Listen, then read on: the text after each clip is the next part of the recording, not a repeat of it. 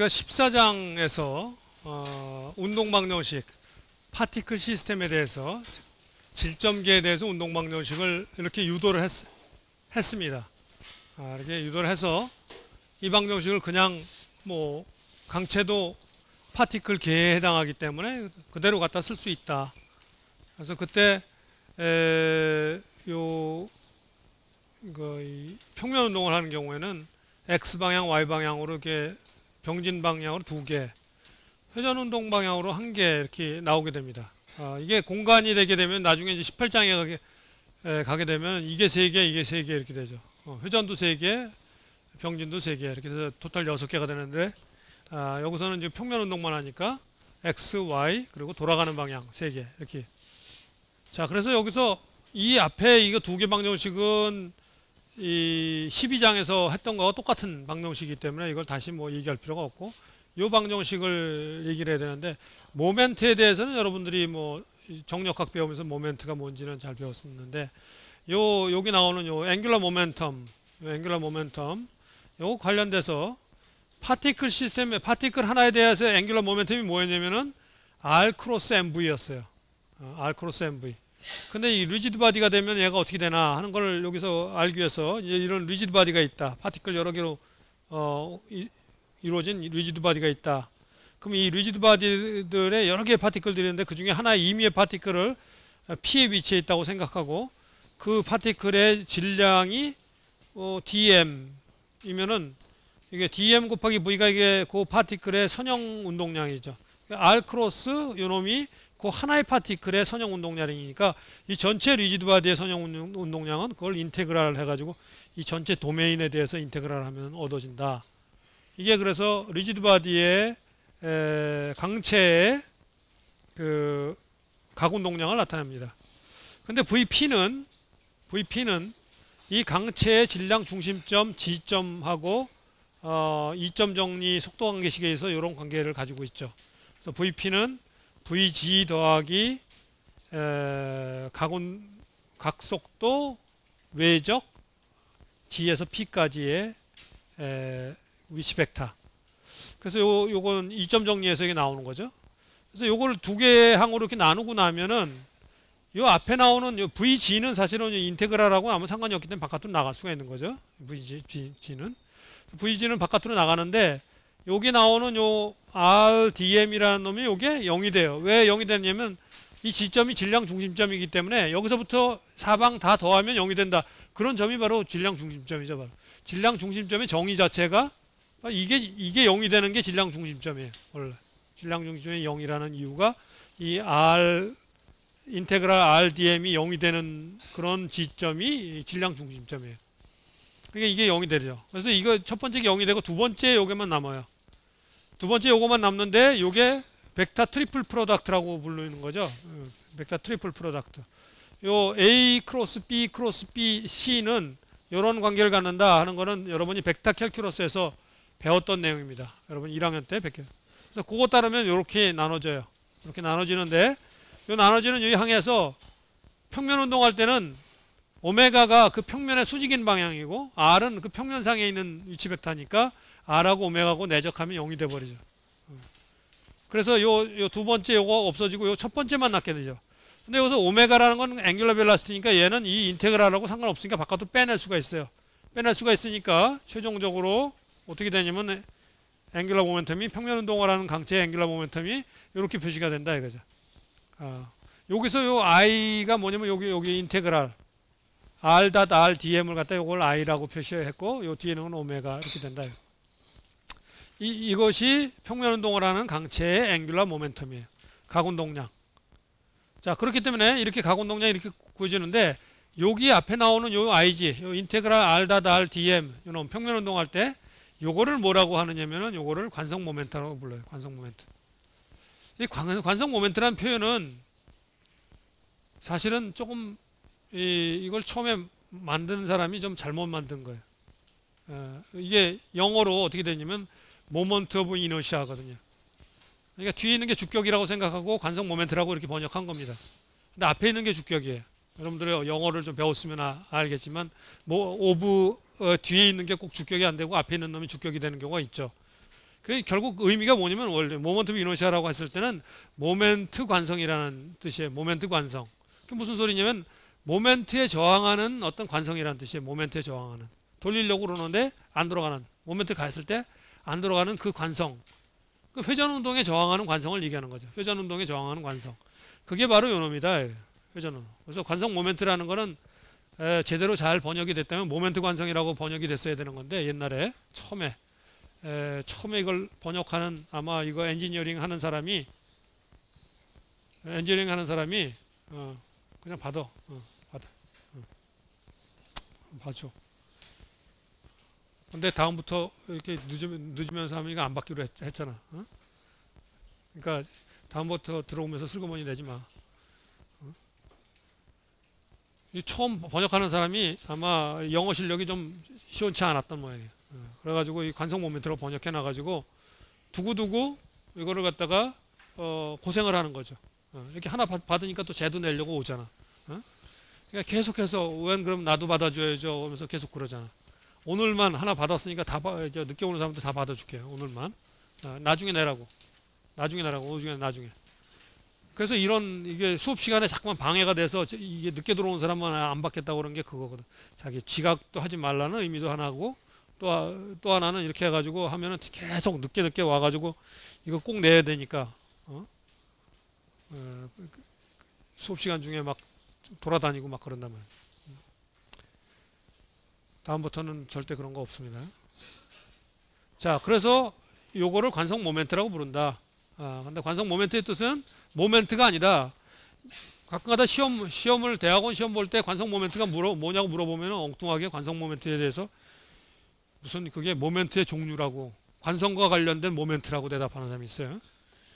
이건 관성 모멘트가 관성이 모멘트를 꾸미는 형용사가 아니고 모멘트가 관성을 꾸미는 거예요. 관성의 관성.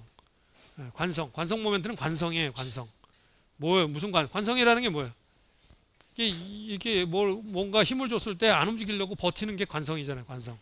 이게 회전시키려고 모멘트를 가했을 때 안 돌아가려고 그러는 관성. 그게 바로 모멘트에 저항하는 관성이라는 뜻에서 그 모먼트 오브 이너시아, 모멘트 관성 이렇게 원래 뜻으로 영어에서는 말한 건데 그걸 번역을 잘못해가지고 관성 모멘트라고 해서 두고두고 그런 엉뚱한 대답하는 사람들이 많이 생기는데 여하간 지금은 이미 이게 굳어져 가지고 이걸 바꾸지는 못하고 그냥 관성 모멘트라고 계속 씁니다. 이게 다행히 우리나라 사람이 아니에요. 일본 사람이지. 이거 처음 번역한 사람이. 그래서 얼마든지 마음속으로 저걸 해도 상관없어요. 자, 일본 사람이라고 욕해도 된다는 얘기는 아닙니다. 이걸 갖다가 여기 앞에 운동방정식에서 앵귤러 모멘텀의 레이트가 모멘트가 같다는 식에서 이 레이트를 구해야 되니까 요거 시간에 대해서 미분하면 요 앞에 있는 놈은 시간하고 무관하죠. 요거 시간하고 무관하고 요 뒤에 있는 놈이 시간하고 관계 있기 때문에 결국 관성 모멘트 곱하기 각가속도 이렇게 된다. 앵귤러 모멘텀의 레이트는 시간에 대한 미분은. 그래서 결국은 운동방정식이 어떻게 되냐면 최종적으로 이렇게 세 개. 병진 방향 2개, X방향, Y방향, 그리고 회전 방향 하나, 평면의 수직인 방향 하나, 3개 방정식이 평면 운동을 하는 강체의 운동 방정식과 관련돼서 사용되는 겁니다. 자, 이런 거를 하면서 여기서 또 한 가지 좀 차이점이 있는 게 하나 또 있죠. 왜냐면 파티클 다이내믹스 할 땐 여기에 질량 중심점의 가속도 이런 얘기 안 했어요. 왜냐하면 파티클에서는 그 점이 바로 그 점이니까 뭐 질량 중심점 할 필요가 없었지만 강체는 여러 개의 점들을 가지고 있기 때문에 아무 점이나 잡고 운동 방정식 세우면 안 된다는 거죠. 아무 점이나 잡고 이 점은 반드시 질량 중심점이어야 돼요. 아무 점이나 잡고 운동 방정식 세우면 안 돼요. 절대. 그 다음에 여기에 이 방정식 이거는 질량 중심점에 대한 거죠. 질량 중심점에 대해서 모멘트 합이 질량 중심점에 대한 관성 모멘트 곱하기 알파 이렇게 구해져요. 이 관성 모멘트에 대한 얘기는 이제 조금 이따 하겠지만, 근데 요거 말고 또 쓰일 수 있는 게 뭐냐면 우리가 14장에서 뭐라고 그러냐면 고정점과 같이 가속도가 0이 되는 점에 대한 그 평형식을 또 쓸 수 있다고 그랬어요. 모멘트 평형식을.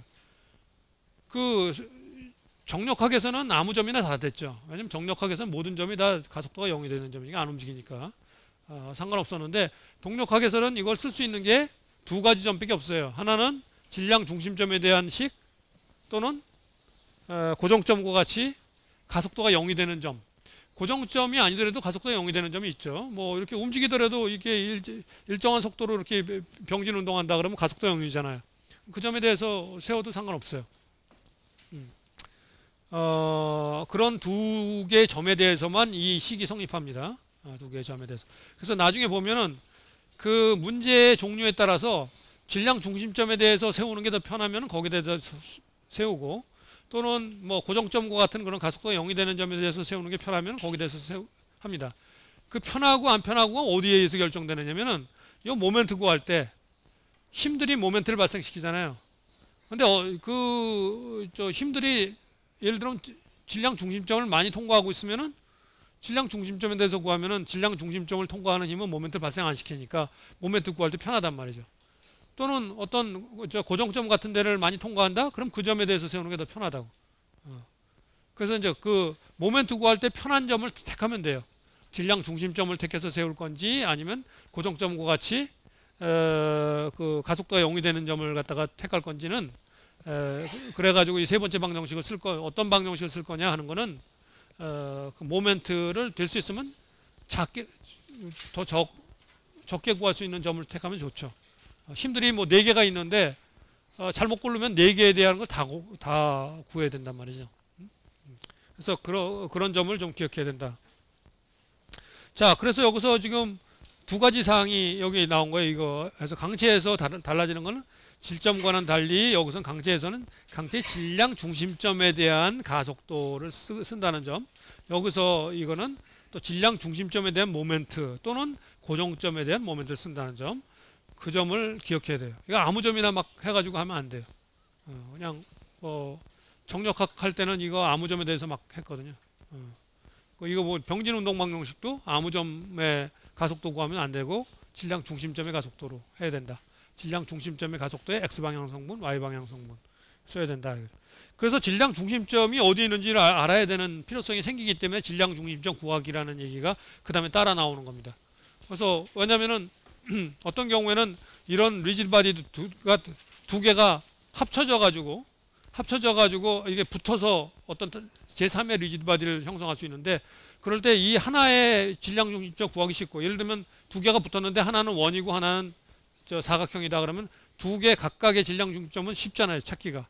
원은 그 중심이고 사각형도 그 중심인데 이 원과 사각형이 붙어 있다 그러면 그 합친 전체 질량 중심점은 그 두 개 질량 중심점을 연결하는 그 선상에 어디 있다는 건 알지만 하여간 그걸 구해야 될 거 아니에요. 그 구하는 공식이에요. 예를 들어 두 개의 바디가 있으면 이렇게 구하죠.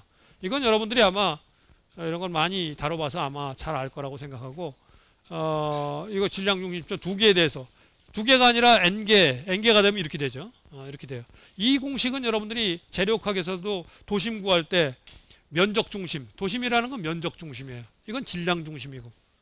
그래서 면적 중심 구할 때는 여기 mi 대신에 여기 ai로 바꾸죠. ai. 여기 면적이 돼요. 면적. 여러 개의 면적들이 합쳤을 때 그 도심 구하는 거. 도심 구하는 게 재료학에서 굉장히 중요하죠. 그게 그 힘이 작용하는 센터를 구하는 적에 돼가지고 도심 구할 때 그 굉장히 중요한 적입니다. 그래서 공식이 모양이 똑같아요.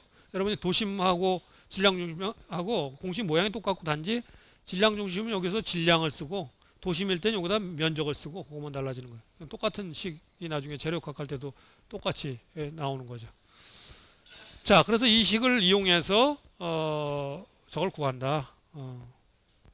질량 중심 구한다 하는 것만 기억하면 되고, 자, 관성 모멘트라는 말이 나왔으니까 아까 관성 모멘트가 그 인테그랄 r.r.dm 이렇게 평면 운동하는 그런 강체일 경우 그렇게 했을 때 이거는 물리량으로 얘기하면은 아까도 얘기했지만 회전 운동에 저항하는 정도를 나타내는 거다. 관성 모멘트. 이거 비슷한 말이 관성 모멘트가 여기서는 실제로 r.r.dm이죠. dm. 근데 이 비슷한 말이 재력학에도 등장해요. 재력학에도 관성 모멘트라는 말이 등장해요. 그래서 여러분들이 재력학에서 등장하는 관성 모멘트하고 따로따로 배우니까 헷갈린다고요. 똑같은 관성 모멘트인데 동력학에서 말하는 관성 모멘트는 질량 관성 모멘트고 재료학에서 말하는 관성 모멘트는 면적 관성 모멘트예요. 면적. 그래서 재료학에서 다루는 관성 모멘트는 R.R에다가 DM이 아니라 DA가 돼요. DA. 에어리아를 R.R을 에어리아에 대해서 면적 적분하죠. R도 길이고 R.R 하면은 R의 제곱이죠. 그다음 DA가 곱해지니까 면적 관성 모멘트는 길이의 4승의 디멘전을 가져요. 4승의. 면적 관성 모멘트과 질량 관성 모멘트는 그렇지만 여기에 R.R이 길이의 자승이고 M은 킬로그램이니까 킬로그램 미터 자승의 디멘전을 갖고 두 개가 디멘전이 다르죠. 달라요. 그럼 두 개가 여기서 얘기하듯이 질량 관성 모멘트는 동력학에서 관성 모멘트라고 하는 건 질량 관성 모멘트인데 질량 관성 모멘트는 회전 운동에 저항하는 성질이에요. 회전 운동에 저항하는 성질. 아까도 나왔지만 회전 운동에 저항하는 성질이에요. 저항하는 성질인데 그러면 면적 관성 모멘트는 뭐냐? 나중에 그 한꺼번에 여러분들 얘기해 주는 게 좋을 것 같아서 얘기를 하는 거예요. 나중에 재료학 할 때는 또 그 얘기를 안 해주실지 모르니까. 면적 관성 모멘트는 회전 변형에 저항하는 성질이에요. 변형에. 회전 변형에. 그래서 재료학에서는 변형만 다루잖아요. 변형만. 운동은 안 다루고. 동력학에서는 변형은 없고 강체만 다루니까 변형은 없고 운동만 다루죠. 그러니까 회전 운동에 저항하는 거. 두 개가 굉장히 아주 중요한 미케닉스 상에서 아주 중요한 터미놀로지입니다. 두 개가 용어, 면적 관성 모멘트, 질량 관성 모멘트, 이 두 개가 굉장히 중요한 저거다, 터미놀로지다 하는 걸 갖다가 기억해둘 필요가 있어요. 그래서 보통 사람들한테 디멘전에 대해서 얘기를 하면 차원에 대해서 얘기를 할 때 길이 미터의 차원을 갖는 게 뭔지 아냐? 그러면 길이.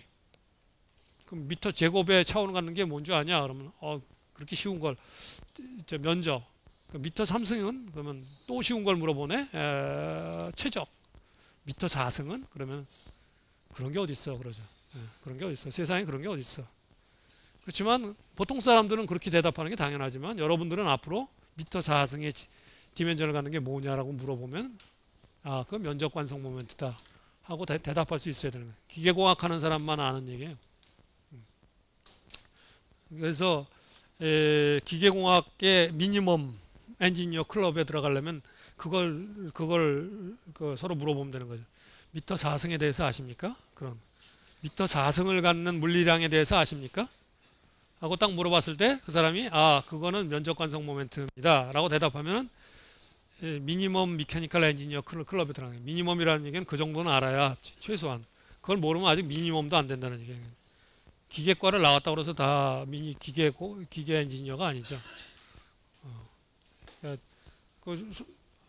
아무나 해가지고 저 사람이 도대체 미니멈은 되나 물어보려면 미터 4승 디멘전 갖는 물리량이 뭔지 혹시 아시냐고 한번 물어보면 돼요. 그걸 대답할 수 있으면은 아주 기본적인 기계공학에 대한 건 아는 거예요. 자, 그래서 그 두 가지가 따로따로 나오기 때문에. 근데 나중에 여러분이 이 재력학과 변형과 운동이 동시에 다뤄야 되는 그런 학문의 범위가 있어요. 그 대학원 가면 그런 학문의 범위가 있어요. 구조동력학이라서 그런 걸 다루게 되는데 그러면 그때는 그 이 두 개를 같이 다 다룹니다. 두 개 한꺼번에 나와요.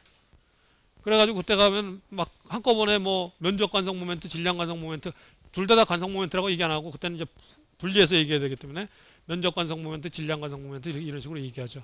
그리고 얘기하기 시작하면 이제 그때 가서 막 혼동하는 거예요. 옛날에 학부 다닐 때 관성 모멘트라고 배운 것 같은데 이게 한꺼번에 뭐 또 면적 관성 모멘트, 질량 관성 모멘트 뭐 따로 나오고 이게 도대체 뭔가. 둘 다 열심히 한 사람은 그래도 양쪽 개념에 있어서 빨리 하는데 하나만 좀 배웠고 하나는 아주 엉망으로 들은 사람은 더 헷갈리는 거죠. 그래서 여기서 한꺼번에 그 두 개 헷갈리지 말라고 한꺼번에 얘기해 놓는 겁니다. 질량 관성 모멘트와 면적 관성 모멘트. 자, 질량 관성 모멘트가 이런 디멘전을 갖기 때문에 킬로그램 미터 자승의 디멘전을 갖기 때문에 그 관성 모멘트를 질량 곱하기 어떤 길이의 제곱이라고 생각해서 이 길이의 제곱하는 이 길이를 갖다가 우리가 뭐라고 그러냐면 그 강체의 관성 반경이라고 얘기를 해요. Radius of gyration 이렇게 얘기를 하는데 영어로는 관성 반경이라고 이렇게 번역을 합니다.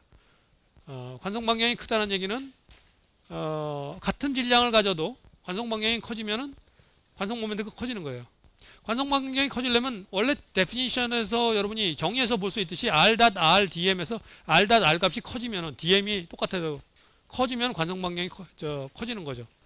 r.r이 크다는 거는 결국은 질량이 넓게 퍼져 있다는 얘기죠. 넓게 퍼져 있다는 얘기. 똑같이 나중에 여러분이 면적 관성 모멘트 다룰 때도 마찬가지예요. 면적이 넓게 퍼져 있을수록 그놈이 그 회전 변형에 예를 들면 이런 여러분이 재력학 배우고 있을 테니까 이런 부재가 있을 때 이게 단면이 있죠.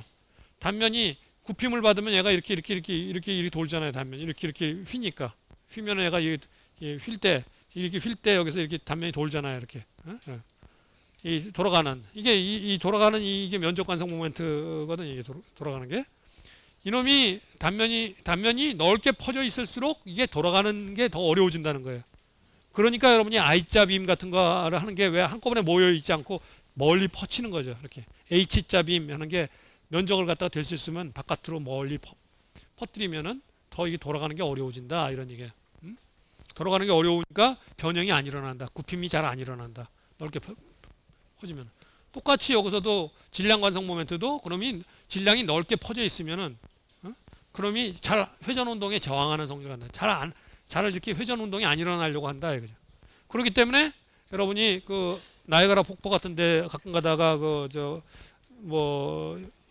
어떤 고개술사 같은 사람들이 이렇게 줄 하나 걸어놓고 이렇게 막대기 하나 가지고 이렇게 건너가는 그런 거 할 때 긴 막대기 가는 이유가 그 막대기가 아주 무거우면 그 사람이 못 들겠죠. 무겁지 않지만 이게 넓게 퍼져 있어가지고 길게 퍼져 있어서 관성 모멘트가 굉장히 큰 거예요. 크면은 얘가 이렇게 회전 운동하는 게 어려운 거예요.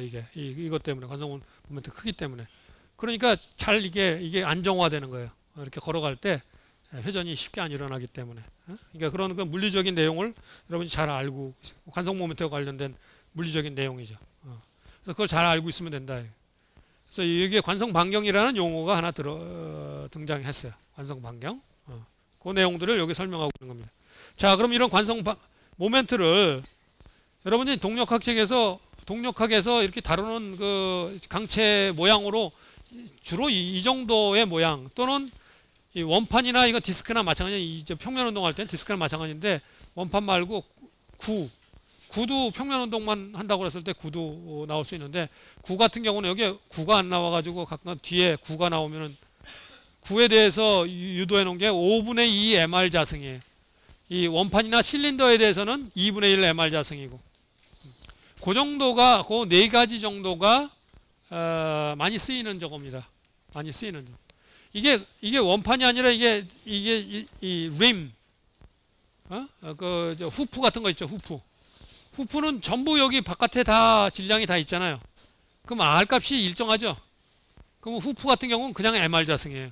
왜냐면 M이 다 바깥에 R에 다 위치하고 있으니까 R.R 한 게 다 R 자승 값이잖아요.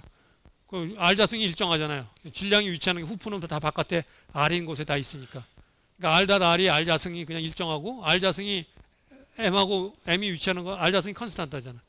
그러니까 인테그랄 DM 하면 그냥 튀어나오면 M이니까 그냥 MR 자승이 돼요. 이게 후프가 되면 그 정도.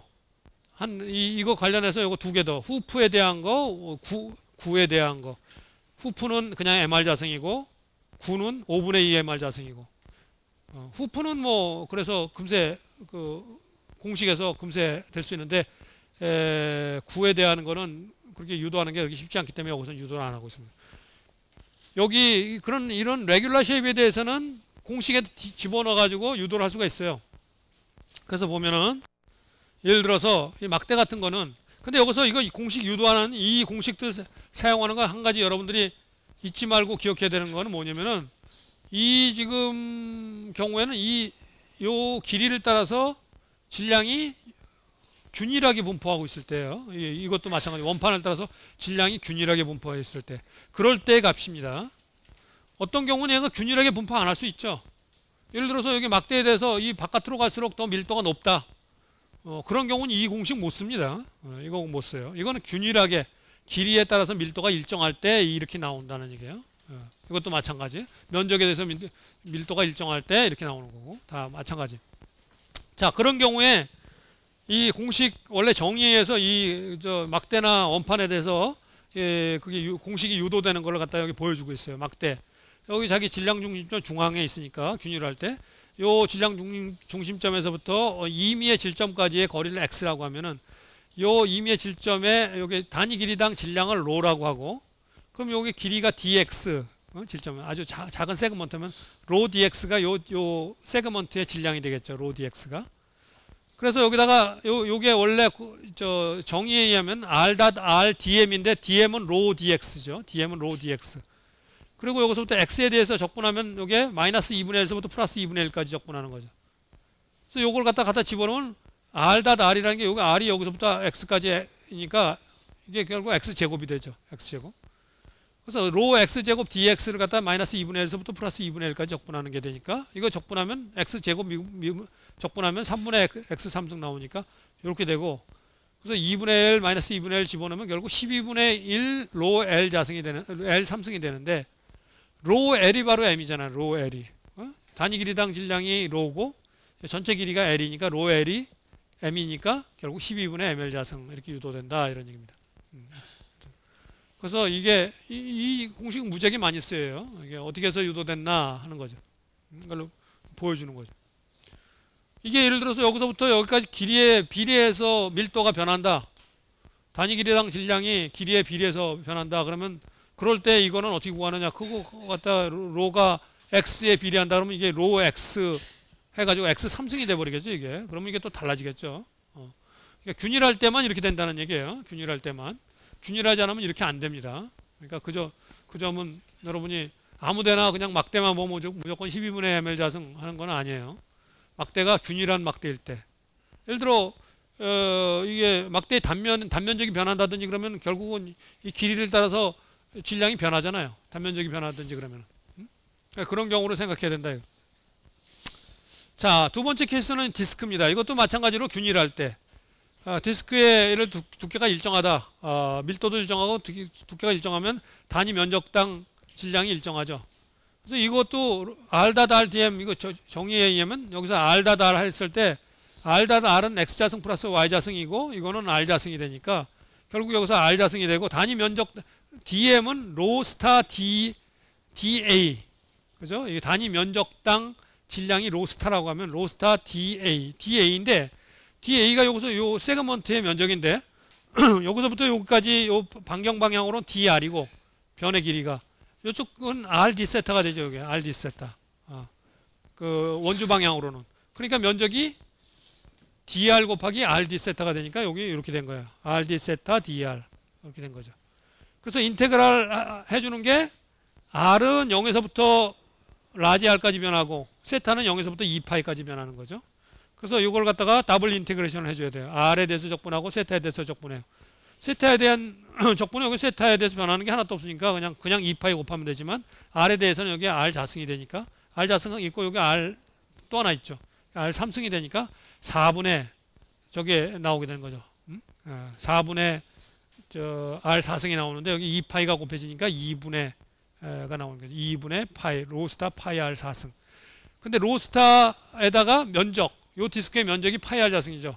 로스타에다가 파이 r 자승을 곱한 게 m이니까 결국 2분의 mr 자승이 되는 거죠. 그래서 이렇게 구해진다. 이런 식으로 정의에 의해서 이런 레귤러한 규칙적인 형상을 가지고 있는 것들은 그 관성 모멘트를 갖다가 이렇게 유도를 할 수가 있습니다. 불규칙한 놈은 그냥 이런 걸로 못하고 여러분이 캐드나 뭐 이런 걸 갖다가 그려서 해야 된다 이거죠.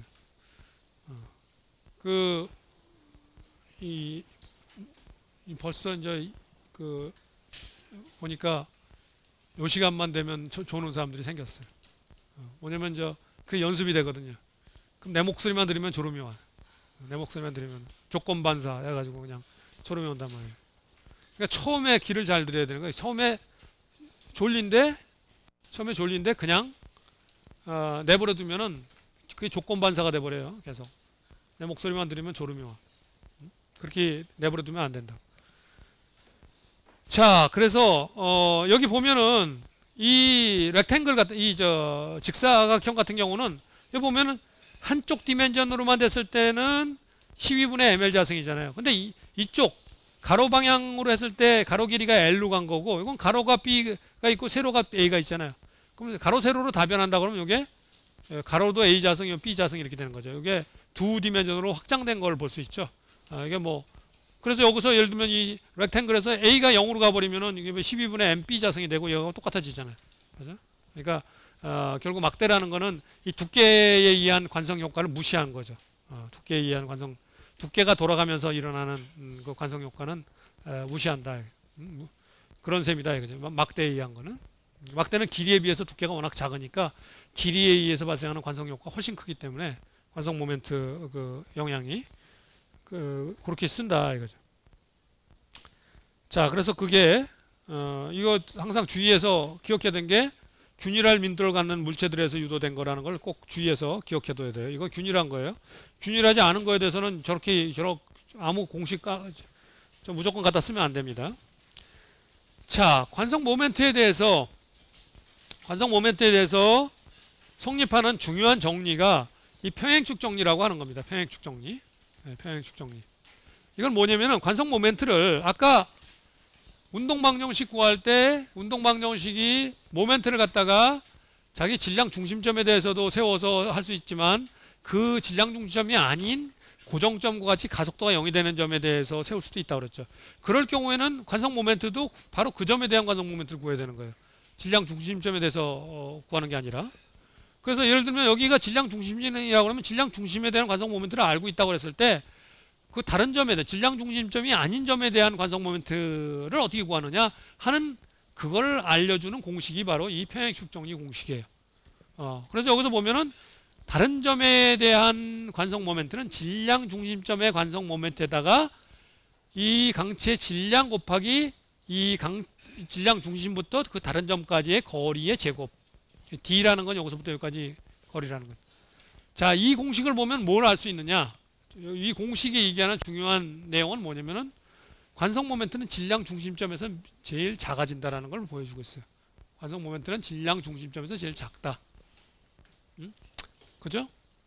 그리고 이 평행축 정리는 그렇기 때문에 관성 모멘트 이 텀이 이쪽에 오른쪽에 이게 나타나야 되는 거예요. 아무 두 점 사이에서나 평행축 정리가 되는 게 아니에요. 질량 중심점과 다른 점 사이에 평행축 정리가 되는 거죠. 그래서 그 점을 꼭 잘 기억해둬야 돼요. 평행축 정리 적용하는데 아무 두 점이나 잡아가지고 이거 하기 시작하면 이 점에서 저쪽으로 가면서 한 번 더 해주고 또 다시 돌아오면서 또 더 해주고 이렇게 돼요. 그렇게 되면 말이 안 되는 거죠. 그래서 예를 들면 이 5점이 하나 있고 여기 P점이 하나 있다. P점이 하나 있다. 5점과 P점은 둘 다 관성 모멘트 질량 중심점이 아니다. 근데 5점에 대한 관성 모멘트를 갖다가 주어지고 P점에 대한 관성 모멘트를 구해라. 그럼 어떻게 해야 돼요? 우선 질량 중심에 대한 관성 모멘트를 이 평행축 정리를 써서 구하고 그 다음에 다시 그 질량 중심점의 관성 모멘트를 이용해서 P점에 대한 관성 모멘트를 구해야 돼요. 돌아가야 되는 거죠. 질량 중심점을 매개로 해서 돌아가서 구해야 되지 그냥 다이렉트하게 5점에서 P점의 관성 모멘트 그냥 못 구한다는 얘기예요. 왜? 평행축 정리는 아무 두 점 사이에서 성립하는 게 아니라 관성 모멘트와 다른 어떤 점 사이에 성립하는 거다 그랬어요. 그 점을 꼭 잘 기억해 둬야 돼. 그 기억 안 하고 그냥 대충 들으면은 그러니까 신경을 안 써서 듣고 여러분이 노력을 안 하면은 무슨 현상이 일어나냐면은 그냥 뭔가 들어본 적은 있는데 엉터리 지식이 막 쌓이는 거예요. 엉터리 지식이. 그래서 배울 때 정확하게 그 내용을 정확하게 배워둬야 돼요. 자, 평행축 정리로 그럼 예를 들면은 이런 막대 같은 경우에 평행축 정리 쓰는 게 대표적으로 막대의 요 끝점에 대한 관성 모멘트 구해라. 질량 중심점에 대한 관성 모멘트 이 전 페이지에서 12분의 ml 자승이라고 그랬죠. 그러면 요 5점에 대한 관성 모멘트는 12분의 ml 자승 더하기 요 m 곱하기 여기서부터 여기까지 거리의 제곱. 여기서부터 여기까지 거리는 2분의 l이죠. 2분의 l의 제곱 하면은 12분의 ml 자승 더하기 4분의 ml 자승. 그러면 3분의 ml 자승이다. 이것도 많이 쓰이는 공식이에요. 이것도 뭐 하도 많이 쓰이다 보니까 여러분들이 이제 문제 풀다 보면 저절로 외워지게 되는 공식이죠. 그러니까 외워질 때까지 내버려 두지 말고 외우세요. 외우실 때까지 내버려 두지 말고. 자, 그 다음에 이제 그 평행축 정리가 왜 필요하냐면 예를 들어서 이런 막대하고 이런 원판하고 두 개가 붙었다. 그럼 이 막대에 대한 막대 질량 중심점도 쉽고 이 막대의 질량 중심점에 대한 그 관성 모멘트도 우리가 구하기 쉽고 균일한 막대, 균일한 원판의 질량 중심점의 위치도 알고 균일한 원판의 질량 중심점에 대한 관성 모멘트도 쉽게 구할 수 있단 말이죠. 앞에서 다 구했으니까. 졸리면 일어나서 뒤에 가서 서. 앉아서 꼬박꼬박 졸지 말고. 자, 그래서 요거의 관성 모멘트 구하고 그러는데 이 전체의 질량 중심점에 대한 관성 모멘트를 구해라. 만약 그러면은 그 전체 질량 중심점이 지점인데 그거에 대해서 구하려고 그러면은 아까 그 했던 그 공식을 이용해서 요 지점을 구할 수 있죠. 공식을 이용해서. 그런 다음에 요 점에 대한 요 막대의 관성 모멘트를 구한 다음에 평행 추정리로 요 점에 대한 요 막대의 관성 모멘트를 구하고 이 디스크의 자기 질량 중심점에 대한 관성 모멘트 구한 다음에 요 지점에 대한 관성 모멘트도 구할 수 있죠. 그러면은 그 두 개를 더하면은 바로 이 지점에 대한 이놈의 관성 모멘트와 이놈의 관성 모멘트를 더한 게 이 전체의 지점에 대한 관성 모멘트가 된다. 이거죠. 그렇게 구해야 된다. 그게 여기 설명된 이 내용입니다. 설명된 이 내용이. 이런 계산을 해야 될 경우가 종종 발생하기 때문에 여러분들한테 요 예제도 여기서 한 거예요. 16장으로 들어오면서 달라지는 게 뭐냐 하면은 달라지면 하나는 뭐 달라지는 게 회전 운동과 관련된 방정식이 하나 더 튀어나온다는 거예요.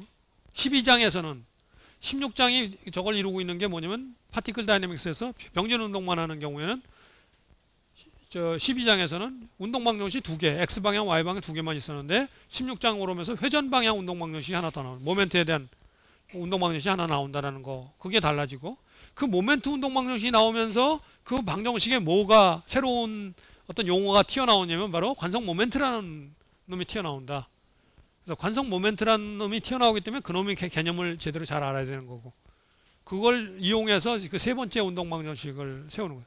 그래서 두 개 방정식 풀던 게 여기 16장에 와서는 12장에서 두 개 방정식 풀던 게 프리바디 다이어그램 그려놓고 두 개 방정식만 세우던 게 16장에 와서는 프리바디 다이어그램 그려놓고 세 개 방정식을 세워야 되는 거예요.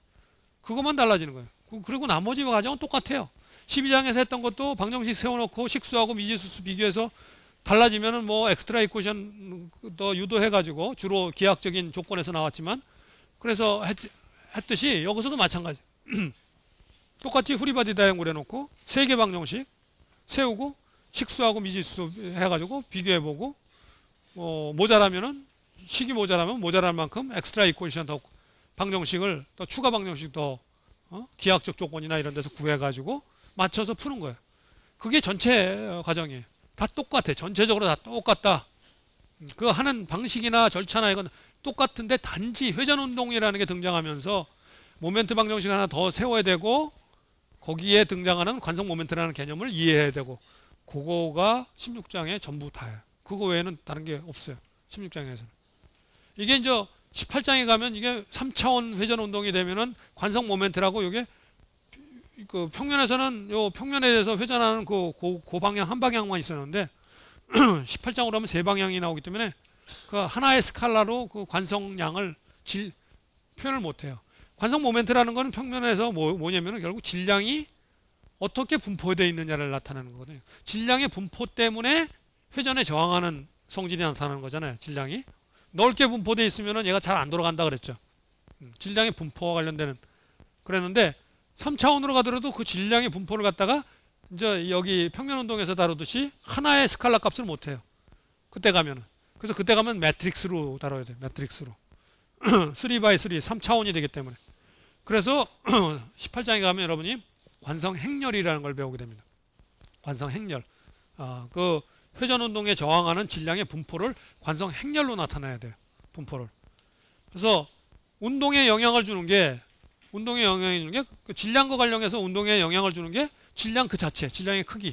그죠? 질량의 크기가 영향을 주죠. 또 한 가지, 여기 지금 저 강체 동력에서 나오지만 질량의 크기만 영향을 주는 게 아니라 질량 중심의 위치가 영향을 주죠. 같은 힘을 가하더라도 질량 중심을 통과하게 힘을 가하면 얘가 병진 운동만 하죠. 근데 같은 힘을 가하더라도 질량 중심을 통과하지 않게 힘을 가하면 얘가 돌아가죠. 그러니까 질량 중심이 어디 있느냐에 따라서 운동이 달라지는 거란 말이죠. 질량의 크기도 운동에 영향을 미치지만 질량 중심의 위치도 운동에 영향을 미쳐요. 또 한 가지가 바로 여기서 배운 질량의 분포도 운동에 영향을 미쳐요. 분포가 넓게 퍼져 있으면 잘 안 들어간다. 안 들어간다 이거죠. 회전 운동에 영향을 미치죠. 질량의 분포는. 그래서 그 세 가지가 질량과 관련해서 운동에 영향을 미치는 거고, 그 세 가지 때문에 그래서 여기서 질량 중심 위치 구하는 방법 배우는 거고, 그리고 그 질량의 분포와 관련해서 평면 운동할 때는 관성 모멘트라는 개념을 배우는 거고, 공간 운동이 되게 되면은 3차원 공간에서 세 방향으로 다 돌아가는 운동이 되면은 그때는 관성 행렬이라는 걸 배우는 거예요. 질량 분포와 관련해서. 그게 전체적으로 전부 다 하고 나머지는 과정이 다 비슷한 거예요. 3차원이 되면 뭐 식이 더 많아지죠. 3차원 회전 운동이 되면은 병진 운동도 세 방향으로 일어나고 회전 운동도 세 방향으로 일어나니까 운동 방정식이 6개가 나와요. 6개 나와요. 그러니까 여러분들한테는 다행스럽게 그래서 18장에서는 그런 그 방정식을 세워가지고 그 문제 풀라 이런 문제 잘 안 나요. 왜냐면 6개나 세워가지고 6개에 대해서 식을 풀려고 그러면 그거 하나 가지고 다 풀다 보면 끝나니까 그래서 그런 문제가 잘 안 나와요. 단지 이제 몇 가지 중요한 개념들이 있어서 18장에서 다루는 중요한 개념들은 시험 문제 나올 수 있어서 그러는데, 근데 그게 안 나온다고 그래서 시험 문제 안 나온다고 그래서 여러분들이 나중에 실제로 엔지니어로서 활동할 때 그런 문제를 풀지 않을 거라고 생각하면 그건 오산이에요. 그게 안 나오지만 그건 이해하고 있어야 돼요. 왜냐면 그 문제를 풀어야 돼. 그때 가면 3차원 공간 회전 운동하는 경우는 얼마든지 엔지니어링 문제에서 등장을 합니다. 단지 그게 여러분에서 시험 문제 안 나왔다고 그래서 이것도 나중에 내가 엔지니어로서 활동할 때 이거 별로 이런 문제 안 나오겠거니라고 생각하고 있으면 그건 오산이에요. 그렇지만 그 풀이하는 과정은 똑같아요. 여기 앞에서 나왔듯이 앵귤러 모멘텀의 시간에 대한 미분량이 모먼트와 같다는 그 식이 2차원에도 적용하지만 3차원에도 똑같이 적용이 돼요. 3차원에도. 그렇기 때문에 그 관계로 이렇게 풀이하는 관계가 똑같아요. 자, 앵귤러 모멘텀이 벡터였죠. 벡터. 앵귤러 모멘텀이 벡터였어요. 그거 미분하려고 드니까 그 미분을 잘 해야 되는데, 그 미분하는데 필요해서 사실은 나중에 3차원 그때 가서 내가 혹시 잊어먹고 얘기를 안 할까봐 미리 얘기하는 건데, 3차원 그걸 많이 여러분들이 뭐 풀이하는 걸 전체적으로 보여만 주고 여러분 자체가 그 연습 문제 풀거나 그렇게 요구를 하지 않기 때문에 그러는데, 그 3차원에서 그 앵귤러 모멘텀도 벡터이기 때문에 그 벡터 미분할 때 많이 쓰는 공식이 바로 여러분이 운동학에서 배웠던 벡터 미분 정리예요. 앵귤러 모멘텀도 벡터이기 때문에 벡터 미분 정리가 그 앵귤러 모멘텀 미분할 때도 또 쓰이게 됩니다. 또 쓰이게 돼요. 그래서 그거를 18장의 내용을 갖다가 쉽게 이해하려면 이 15장에서 여러분들 다뤘던 벡터 미분 정리 여러분 텍스트에서 안 등장하지만 그 내용을 했던 이유가 운동학에도 그 벡터 미분 정리가 굉장히 유용하게 사용되지만 나중에 18장 다룰 때 앵귤러 모멘텀 같은 거 미분해서 그놈이 모멘트하고 같다라는 그 식을 갖다가 세우려면은 앵귤러 모멘텀을 미분할 줄 알아야 되는데, 그 미분하려면은 벡터 미분 정리를 써야 쉽게 미분이 돼요. 그래서 벡터 미분 정리가 중요한 겁니다. 그게 나중에 18장과 관련돼서. 그거 여러분들이 시험 문제는 그거 미분하는 거 계속 얘기하지만 너무 그거 미분하다 보면 시간이 너무 많이 걸리니까 뭐 한 시험 시간을 3시간 잡고 하라고 그러면 뭐 혹시 모를까 뭐 이렇게 짧은 시간에 그걸 푸는 문제에서 그게 적절치 않아서 안 나오는 것 뿐이지만 실제로는 그게 뭐 그렇게 어려운 게 없다 이거죠. 똑같은 내용이에요. 벡터 미분 정리는 알고 있으면. 그래서 그 점들이 다 그렇게 연결된다. 전체적인 그 연결되는 걸 갖다 잘 이해하고 있어야 됩니다. 자, 그래서 하여간 16장으로 다시 돌아와서 우선 16장에서는 평면 운동하는 강체에 대한 것만 다루고 있는 겁니다.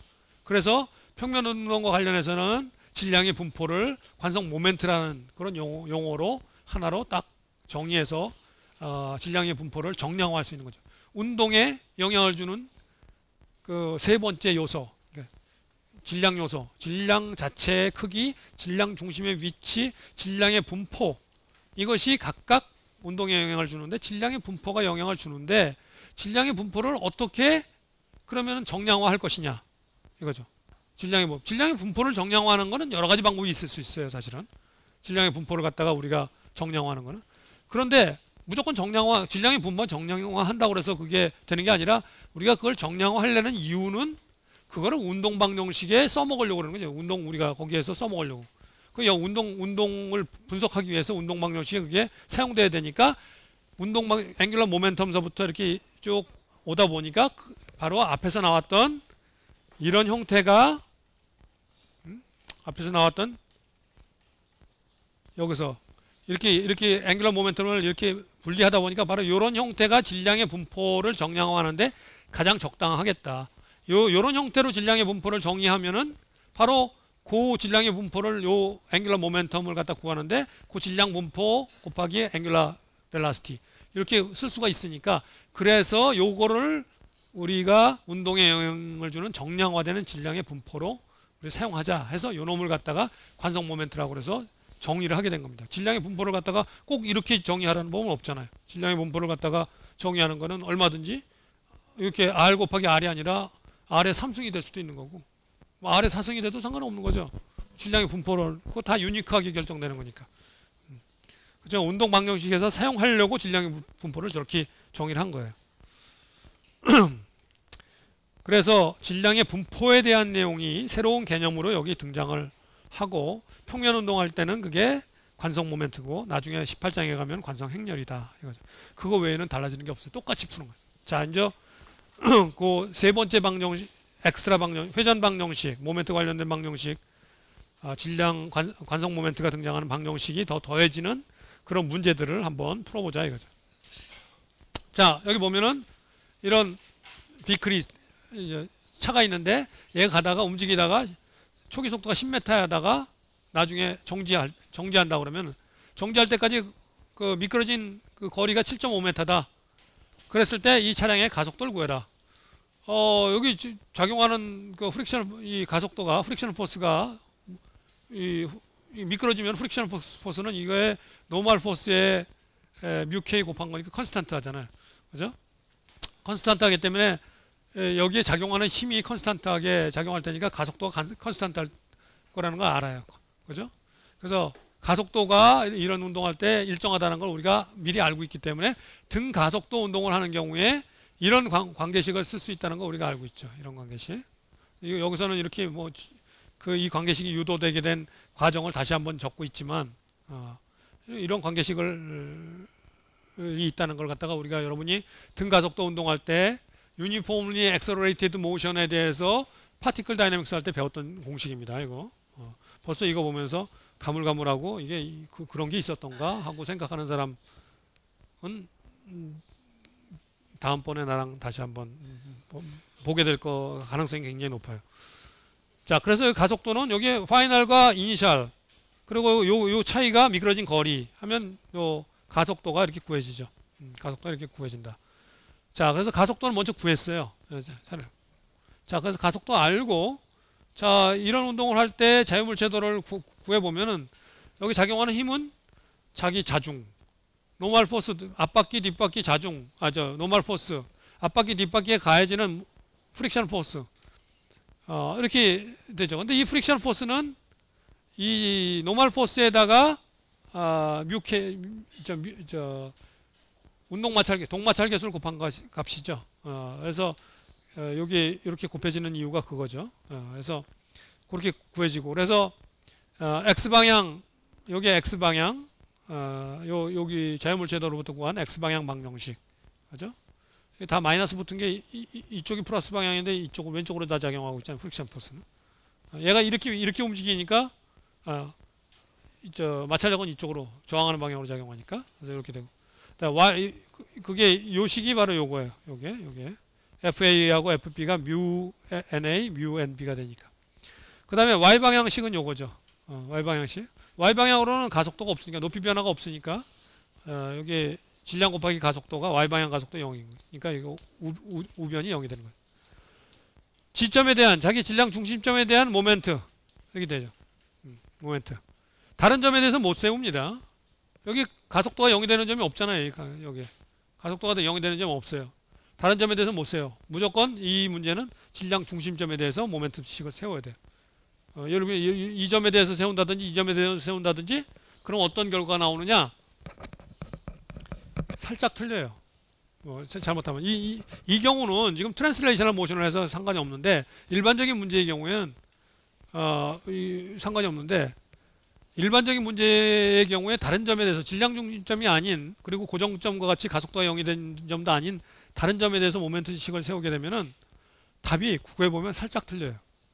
아예 확 틀리면은 뒤에 있는 거 답하고 비교해봐서 확 틀렸으니까 내가 뭐 잘못했나 보다 하고 다시 푸는데 다시 풀어보는데 살짝 틀리다 보니까 어떤 현상이 일어나냐면 이건 역시 내가 평상시에 늘 그랬듯이 계산만 하면 항상 실수하니까 그래서 살짝 틀렸나 보다 이렇게 생각하고 제대로 잘 계산했다고 생각하고 그냥 넘어간다고.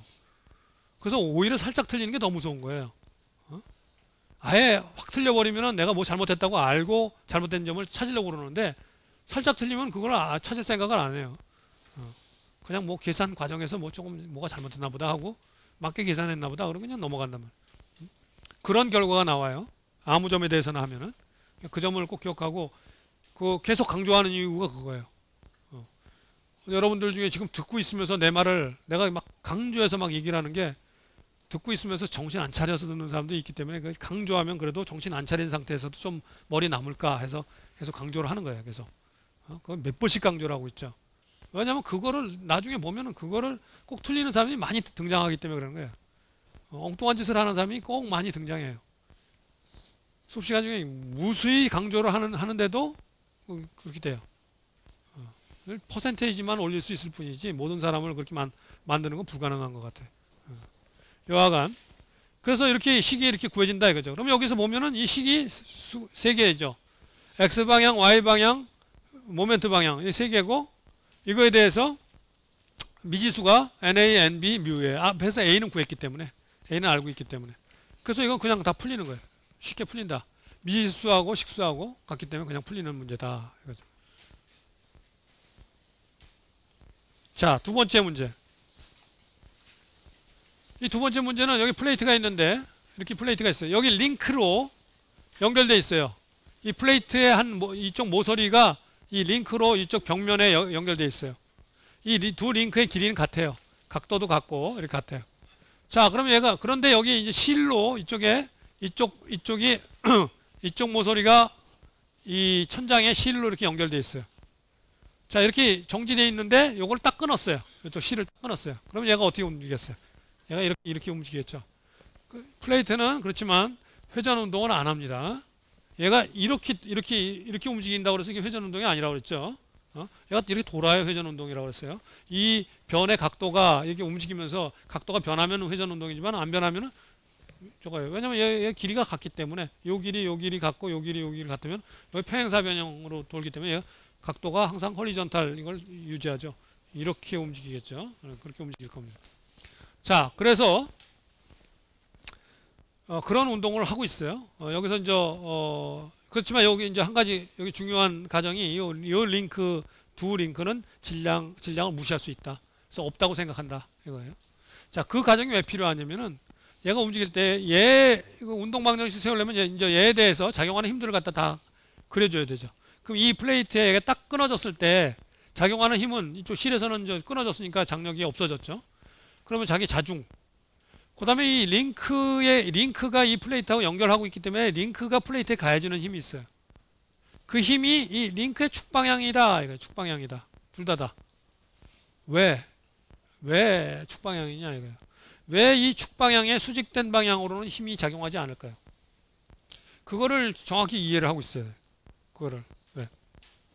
만일에 이 링크가 이 플레이트에 이 링크에 이 수직된 방향으로 힘을 가해준다면은, 그죠? 가해준다면은 작용 반작용에 의해서 이 플레이트는 이 링크에 수직된 방향으로 반작용이 작용하겠죠. 근데 얘는 질량이 없다고 그랬어요. 질량이 없는 놈이 이게 반작용이 작용하면 얘가 어떻게 되겠어요? 각가속도가 무한대가 되겠죠. 무한대가 되겠죠. 아무 질량도 없으면은 관성 모멘트도 0이잖아요. 링크의 관성 모멘트 0이잖아요. 0인데 거기에 끝에서 힘이 작용하면 모멘트가 작용하잖아요. 그러면 걔가 관성 모멘트가 무한대가 되죠.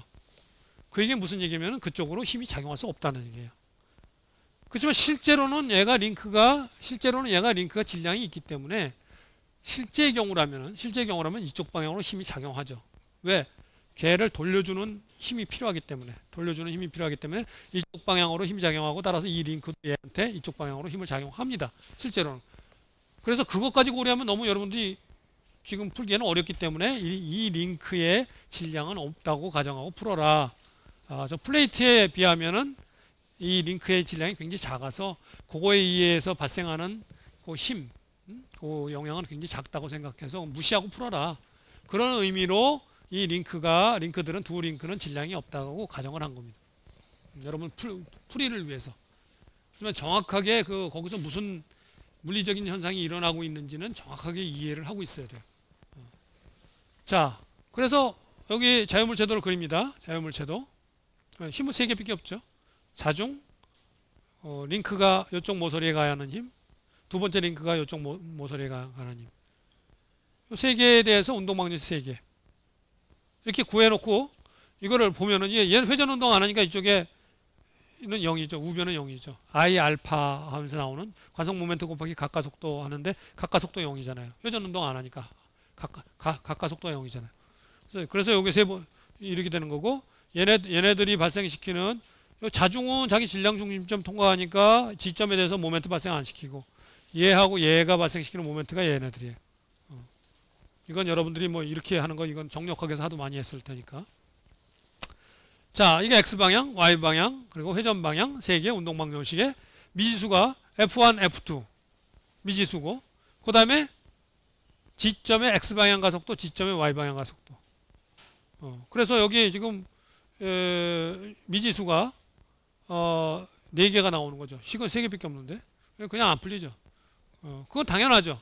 왜 이게 만일 미지수하고 식수가 이렇게 세워놨는데 여러분들이 그게 같더라. 그럼 얼른 풀려고 그러면 안 돼요.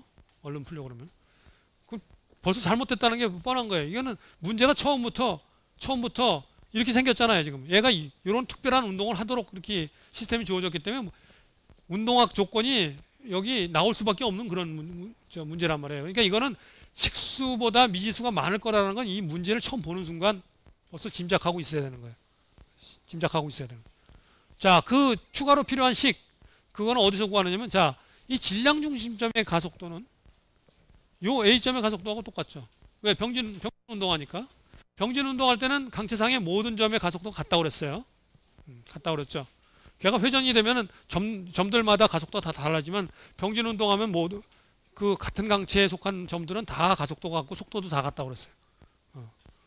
그거 당연한 거죠. 병진 운동하기 때문에. 그래서 질량 중심 G점의 가속도는 A점의 가속도가 같은데, A점의 가속도하고 E점의 가속도를 비교해서 E점 정리를 쓰는 거예요.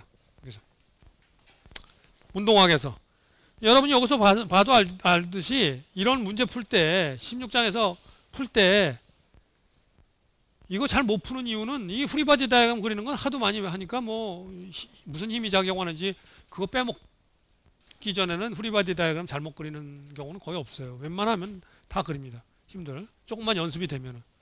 연습 하나도 안 하면 안 되겠죠. 이게 풀기 어려운 건 대부분 다 이 운동학식 구하는 거에서 어려워지는 거예요, 전부. 결국 15장 기초가 약하면은, 그러면 이거 16장에 와가지고 16, 17장 와가지고 어려워지는 거예요. 카이넥틱스 문제 풀 때.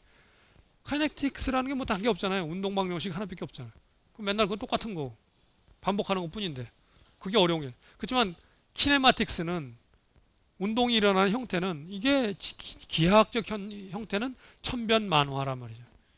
뭐 형태가 여러 가지 형태가 있을 수 있다. 그러니까 키네마틱스가 그래서 어려운 거예요. 운동하기 어려운 거예요. 그래서 운동하기. 그런데 여러분들한테 운동하기 쉽게 하기 위해서 그 4개 정리로 다 풀 수 있다고 해서 4개 정리하고 그거 사용해서 모든 거를 다루는 걸 연습하라고 그런 거예요. 그래서 그 운동학을 잘하는 게 동력학에서 가장 중요하다는 얘기가, 여기서 이거 풀 때도 15장 문제 푸는 데만 중요해서 그런 게 아니라 16장, 17장 풀 때도 15장 지식이 아주 없으면 풀지를 못하기 때문에 그러는 거예요. 여기서 이게 등장하는 2점 정리.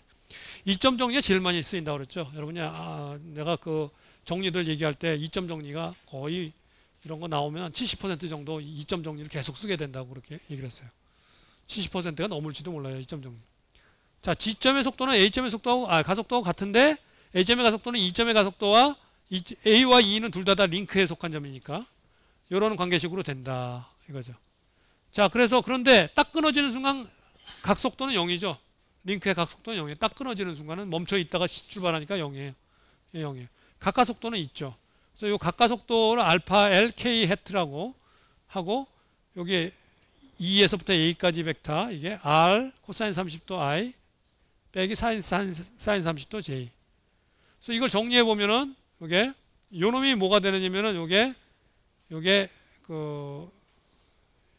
요 성분이 R 곱하기 알파 L이 A라고 놓은 거고 나머지가 2분의 1 I 2분의 루트 3 J가 돼요. K 햇 곱하기 I 햇이 J 햇이 되고 K 햇 곱하기 J 햇이 마이너스 I 햇이 되고 여기 마이너스 하나 더 있으니까 이 플러스가 돼서 이렇게 되는 거죠. 그래서 결국은 G점의 X방향 가속도는 2분의 A가 되는 거고 G점의 Y방향 가속도는 2분의 루트 3A가 되는 거죠. 그래서 얘네들까지 합치면은 미지수가 여기 이제 저 A라는 미지수가 하나 더 튀어나왔으니까 미지수가 여기 4개 있던 거하고 요거까지 합해서 5개 여기 식 3개하고 여기 식 2개하고 5개 해서 식수와 미지수가 같기 때문에 풀 수 있다 이런 문제가 되는 거죠. 자, 그렇게 풀면 된다 이거죠. 자, 이 문제는 두 번째 문제 아니 세 번째 문제죠. 이 문제는 요 디스크가 있어요. 이쪽에 추가 있고 이쪽에 추가 있어요. 이게 실로 이렇게 감겨져 있는 겁니다. 자, 이럴 경우에 여기 이제 뭐 디스크의 질량 그리고 디스크의 관성 반경이 주어져 있어요. 관성 반경. 그리고 추 두 개의 질량. 이 두 개의 추는 병진 운동만 하기 때문에 질량만 알면 되는 거죠. 디스크는 회전 운동을 하니까 이 관성 분포, 질량 분포를 알아야 되는데 그게 관성 모멘트인데 관성 모멘트는 질량이 주어져 있고 관성 반경이 주어져 있으니까 이 질량 곱하기 관성 반경이 제곱해서 구하면 되죠. 디스크의 관성 모멘트는 50 곱하기 0.4의 제곱이 되는 거죠. 자, 이렇게 알게 되고 요 문제에서 두 추의 가속도와 디스크의 각가속도를 구해라 하는 그런 문제입니다. 이 운동 방정식 3개, 물체가 3개 있으니까 추, A추, B추의 운동 방정식 A와 B에 달려있는 실은 다르니까 장력이 다릅니다. A에 작용한 장력 TA라고 했고 B에 장력 TB라고 했습니다. 방정식 2개. 그 다음에 세 번째 저거는 회전 운동은 안 하고 X방향 운동은 안 하고 XY방향 운동 안 하죠. 안 하고 회전 운동만 해요. 근데 이쪽에 X방향으로 작용하는 힘이 없어요. 여기 작용하는 힘이. 여기 작용하는 힘은 보면은 이 장력, 줄이 작용하는 장력, 그리고 자기 자중. 그 다음에 여기 핀 조인트로 끼워져 있으니까 여기서 지면으로부터 받는 노멀 포스. 이 힘이 다예요.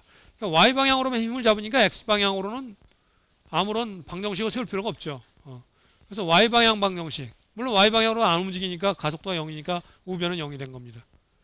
그리고 얘에 의한 여기 자기 질량 중심점에 대한 모멘트 구하는데 이 자중과 이 노멀 포스는 수직 항력은 자기 질량 중심을 통과하니까 모멘트 발생 안 시키고 TA하고 TB가 발생시키는 모멘트만 여기 그려준 거죠.